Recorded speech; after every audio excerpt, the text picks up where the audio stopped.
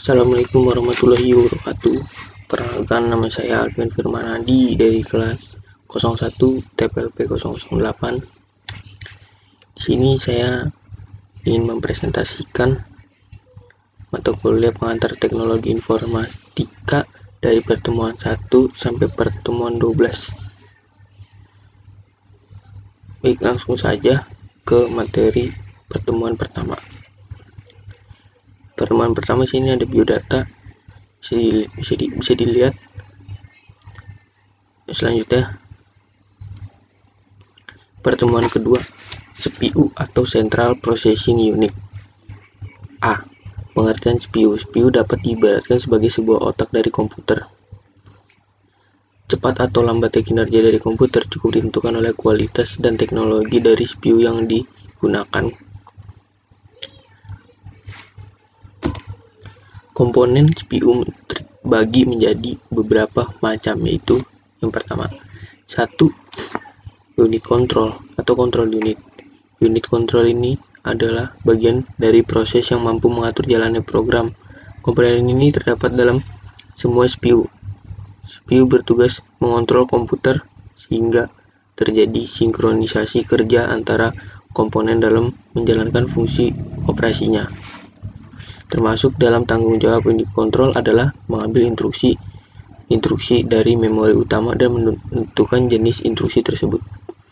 Berikutnya, 2. Register. Register merupakan alat penyimpan berukuran relatif kecil namun memiliki kecepatan akses cukup tinggi dengan fungsi untuk menyimpan data atau instruksi yang sedang diproses. Yang ketiga, ALU atau Arithmetic Logic Unit. ALU merupakan bagian dari CPU yang bertugas untuk melakukan operasi aritmatika dan operasi logika berdasarkan instruksi yang ditentukan ALU.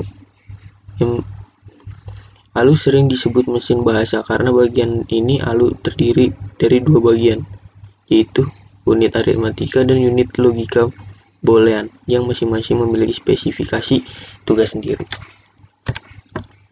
Yang B, fungsi CPU. CPU berfungsi seperti kalkulator, hanya saja CPU jauh lebih kuat daya pemrosesannya. Fungsi utama dari CPU adalah melakukan operasi aritmatika dan logika terhadap data yang diambil dari memori atau dari informasi yang dimasukkan melalui beberapa perangkat keras seperti papan ketik, pemindai, tuas kontrol, maupun tetikus. CPU dikontrol menggunakan sekumpulan instruksi perangkat lunak komputer. Pertemuan 3, perkembangan teknologi informasi. Definisi perkembangan teknologi informasi. Perkembangan teknologi informasi saat ini hampir seluruh manusia menggunakan teknologi untuk mencari informasi yang ada. Maka dari itu kemajuan teknologi dari zaman ke zaman makin canggih dan akan terus berinovasi. Dalam teknologi informasi banyak hal yang menarik kita bisa dapatkan, seperti hal-hal baru yang sampai saat ini banyak peminatnya. Berikutnya, contoh aplikasi yang saya ingin buat. Saya ingin membuat aplikasi yang dapat dipakai semua orang untuk mencari pekerjaan. Aplikasi ini bisa mempermudah orang-orang yang kesulitan mendapatkan informasi pekerjaan lowongan. Yang pertama, kelebihan. 1. Bisa mendapatkan informasi pekerjaan. 2. Dibutuhkan orang lain. 3. Mudah diakses. Kekurangannya: 1. Pembaruan informasi tidak bisa cepat terupdate. Yang ketiga, manfaat. 1. Mendapatkan informasi pekerjaan atau lowongan dengan mudah. 2. Mengurangi angka pengangguran. Berikutnya, pertemuan 4, perkembangan teknologi. Perkembangan teknologi dengan dampak positif dan negatif. Perkembangan teknologi ini semakin canggih dan ada di sekitar kita. Kehidupan di zaman sekarang bahkan diwarnai dengan ada teknologi yang semakin berkembang ini sehingga manusia mencapai suatu tingkatan yang disebut dengan istilah modern. Adanya internet dan berbagai kemudahan yang diberikan oleh internet ini merupakan salah satu contoh bukti nyata dari ada teknologi yang semakin berkembang di sekitar kita. Teknologi sendiri sebenarnya digunakan manusia sebagai alat untuk dapat memenuhi kebutuhan. Berikutnya, dampak positif. 1. Meningkatkan intensitas komunikasi. perkembangan teknologi yang semakin marak dan terjadi sangat pesat ini rupanya berguna dan bermanfaat untuk bagi sektor komunikasi. Sebagai contohnya yaitu adanya internet yang menjadi contoh nyata bahwa kini teknologi di dunia semakin berkembang. Dengan adanya internet ini, maka setiap orang bisa melakukan komunikasi dengan orang lain sekalipun jaraknya saling berjauhan. Komunikasi bahkan tidak hanya bisa dilakukan melalui pengiriman pesan dan telepon saja, tapi sekarang Anda juga bisa berkomunikasi melalui video call. Bahkan banyak aplikasi video call yang bisa diunduh baik pada PC maupun gadget Anda. 2. Sebagai media pertukaran data, kini melakukan pertukaran data bisa dengan memanfaatkan teknologi yang semakin canggih. Misalnya saja dengan menggunakan email atau juga menggunakan newsgroup. Anda juga bisa menggunakan World Wide Web atau bisa disebut WWW yang merupakan jaringan untuk berbagai situs web. Berikutnya, 3. Memudahkan peroleh informasi mengenai berbagai hal apapun penting bagi semua orang, terutama bila informasi tersebut menyangkut kehidupan masa kini yang bisa berpengaruh pada orang banyak. Jika di zaman dahulu memperoleh informasi hanya bisa dilakukan dalam waktu yang cukup lama, maka tidak sama hal dengan masa kini. Yang keempat, menghubungkan banyak orang di seluruh dunia. Kini kita dapat berinteraksi dan mendapatkan teman baru di seluruh dunia. Kita bisa mencari teman di platform tertentu. Contohnya yaitu ada Facebook, Instagram, Vika, dan Telegram.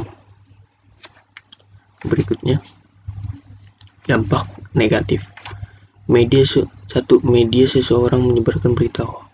Yang kedua, rentan terhadap serangan cybercrime. Yang ketiga, penyalahgunaan untuk kepentingan tertentu. 4. Penggunaan gadget yang berlebihan dan akhirnya dapat merusak perkembangan otak pada anak.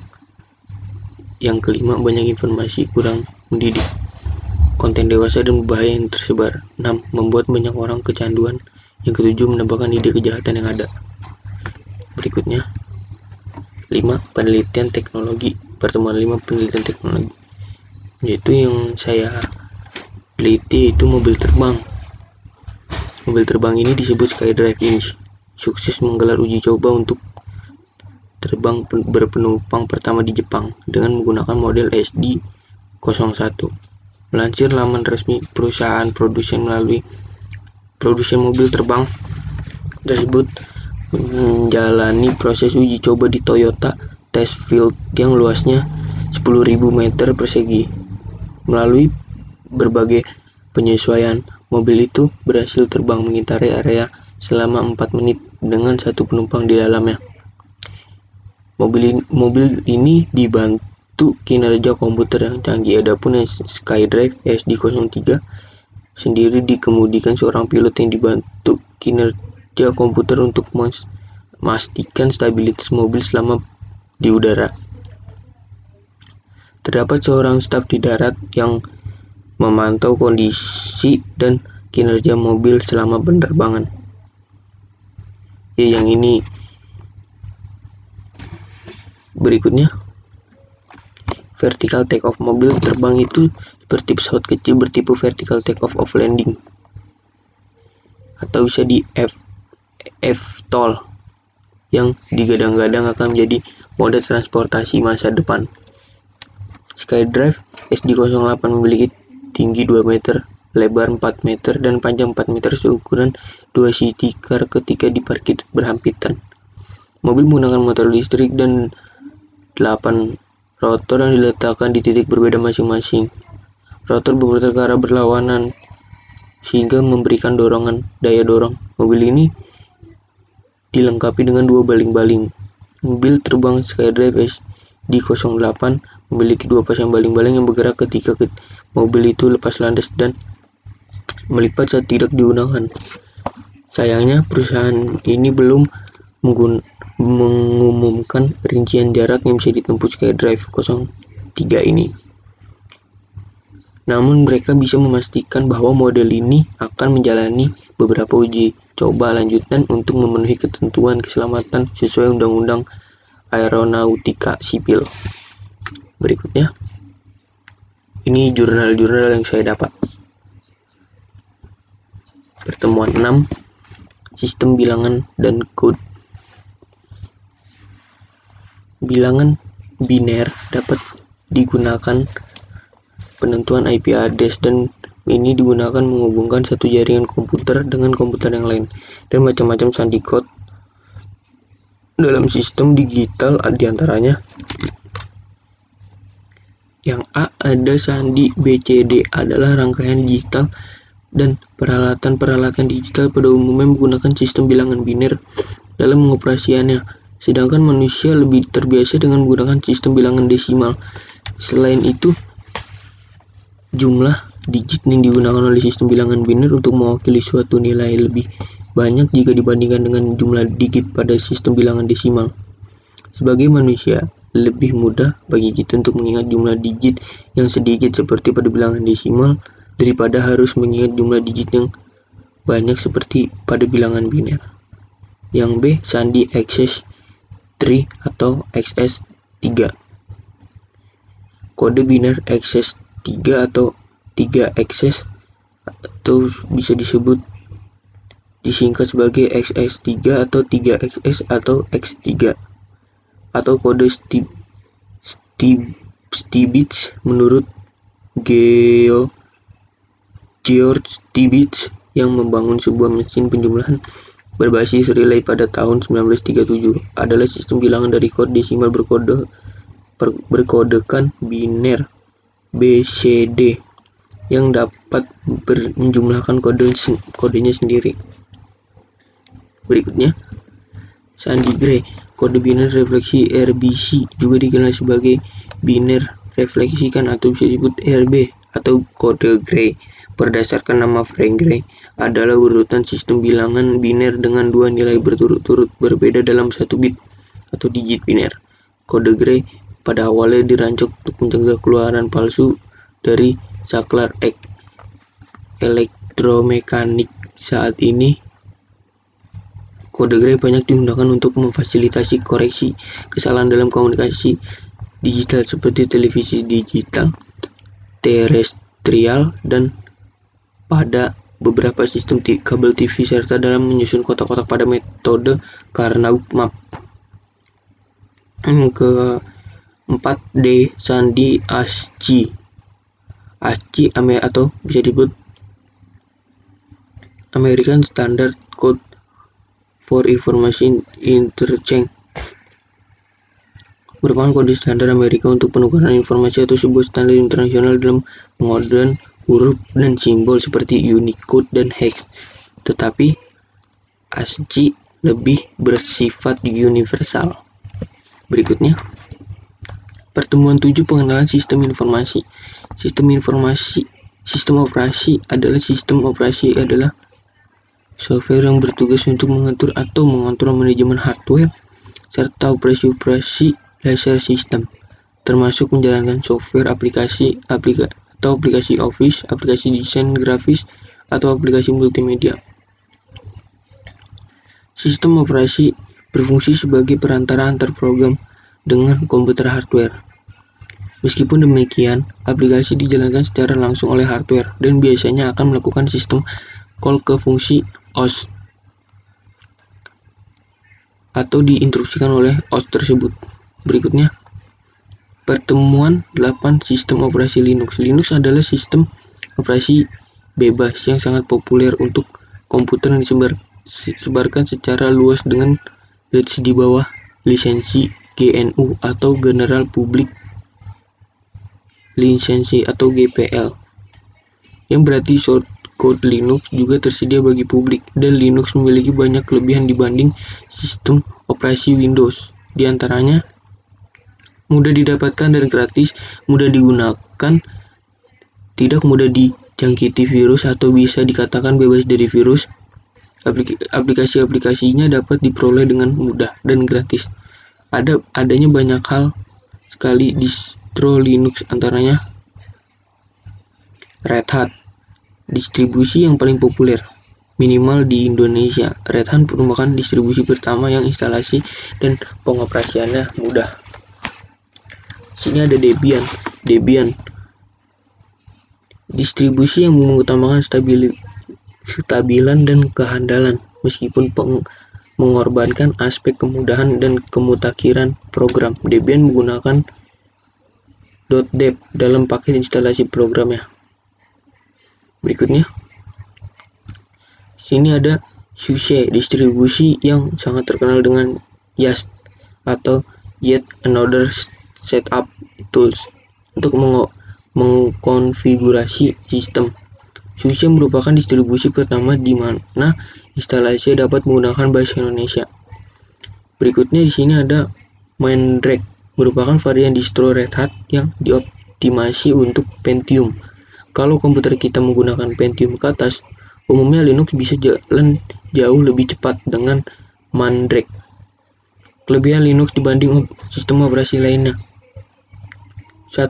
Open source. 2. Kebal malware. 3. Jauh lebih mudah dibandingkan sistem operasi lainnya. Kekurangan sistem Linux yaitu tampilan interface yang sedikit rumit. Beberapa versi Linux tidak cukup memiliki aplikasi bawahan. Yang ketiga, saat terjadi masalah pada Linux, sulit mengatasinya. Berikutnya, pertemuan 9, pengenalan basis data. Basis data atau database adalah kumpulan dari berbagai data yang saling berhubungkan satu dengan yang lain.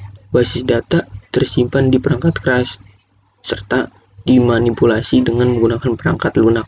Menggunakan basis data meliputi proses memasukkan data ke dalam media penyimpanan data dan diatur dengan menggunakan perangkat sistem manajemen basis data atau database management system DBMS. Contoh DBMS yaitu ada Microsoft Access, Microsoft SQL Server, Oracle MySQL.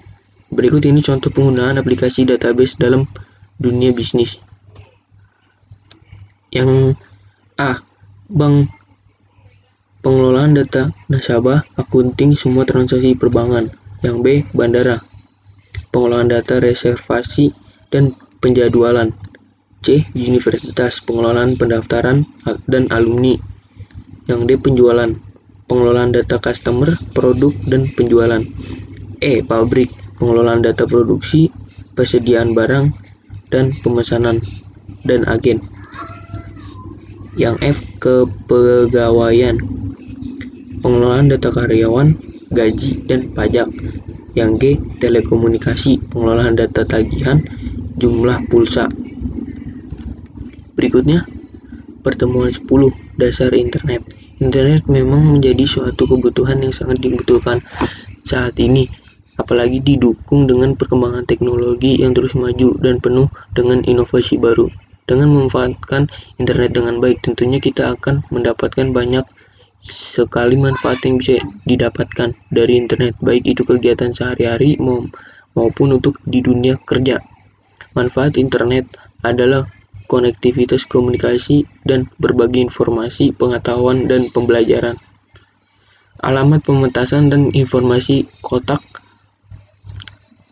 berita, menjual dan menghasilkan uang, perbankan tagihan dan belanja, donasi dan perdanaan, hiburan, pekerjaan, dan bekerja dari rumah dengan kolaborasi serta akses tenaga kerja global. Berikutnya, pertemuan 11, pengenalan komunikasi data. Komunikasi data adalah pertukaran data dari dua alat atau lebih melalui medium atau media transmisi. Di dalam komunikasi terdapat komponen yang ada di dalam kehidupan sehari-hari, dan komunikasi data sangat bermanfaat dalam perkembangan zaman yang sangat pesat ini.